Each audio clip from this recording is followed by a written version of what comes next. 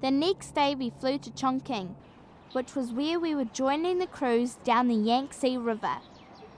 The cruise started that night, so we had time for a tour of the city first. Our local guide Jamie took us to learn about Chinese tea and how to drink it properly. That's the tea rolling inside to make more fragrance. Cover it. Pour the hot water outside. That's the temperature inside and outside the same to shorten the brewing time. All this time we thought it was to drink it with our feet up in front of the telly.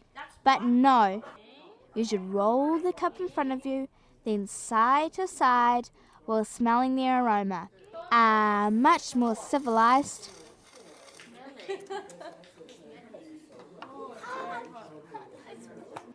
So much of the old China has been ripped down and replaced with high-rise towers. And so Jamie took us up to an old part of Chongqing to see how life used to be before.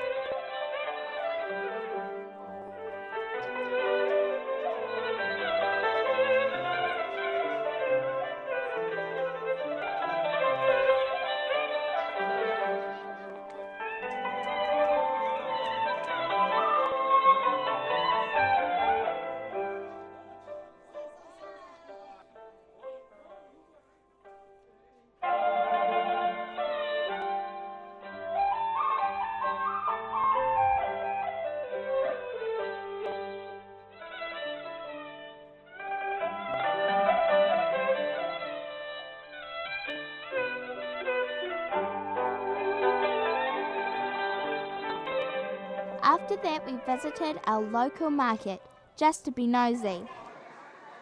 Since Dad decided he couldn't film and eat at the same time, there was no video of our food here in China, so you can use your imagination now.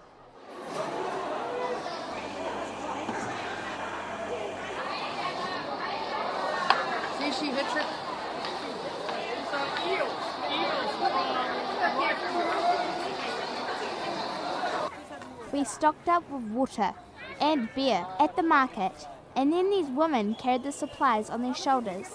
It was so heavy that we all felt a little guilty, and I paid them double what they wanted.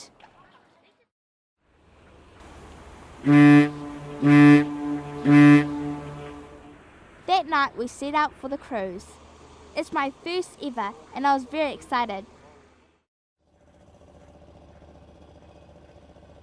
This was the closest to rural China that we would come. People have been living here for thousands of years. What was amazing was how we could be in a remote area at one time, only to turn a corner and find a city of 1 million people. Just when we thought we had finished all the walking for a while, we stopped at the Stone Treasure Fortress, which was built in the Qing dynasty in 1750.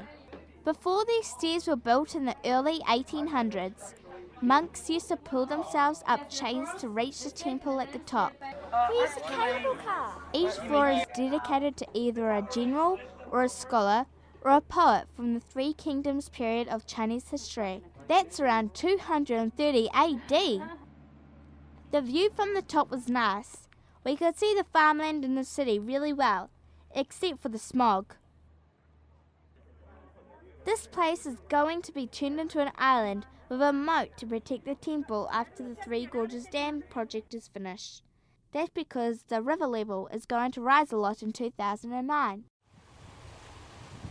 All along the river, we saw signs that showed how high the water was going to rise.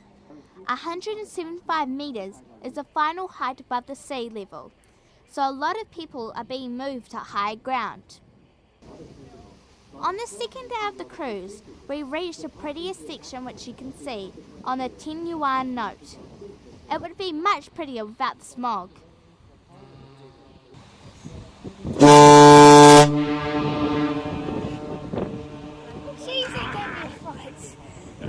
Going through the gorge was a great excuse for a party.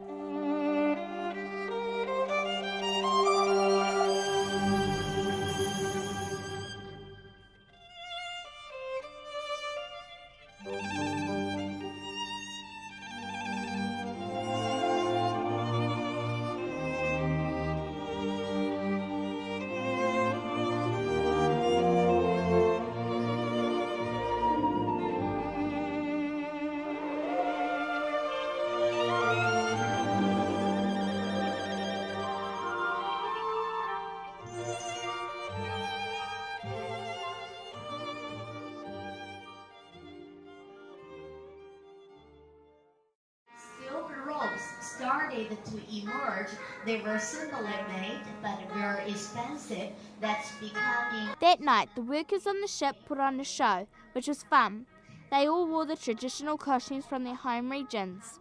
也只能代表皇帝家族的成员，也不是我们普通的。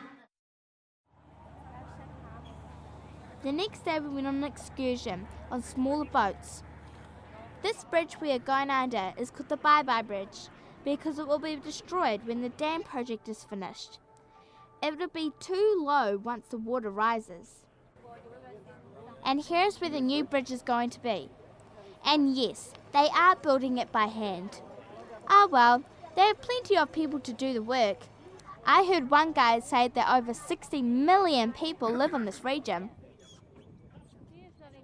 One famous feature of this part of the river is the hanging coffins of the ancient Bar people. It is a mystery how they got the coffins up there. Look, a monkey!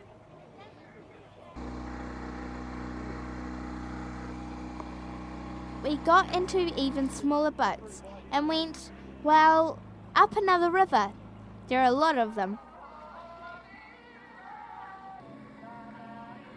Up here, the government pays ex-farmers to sing and wear traditional clothing for the tourists. This guy gives new meaning to the term on-board entertainment.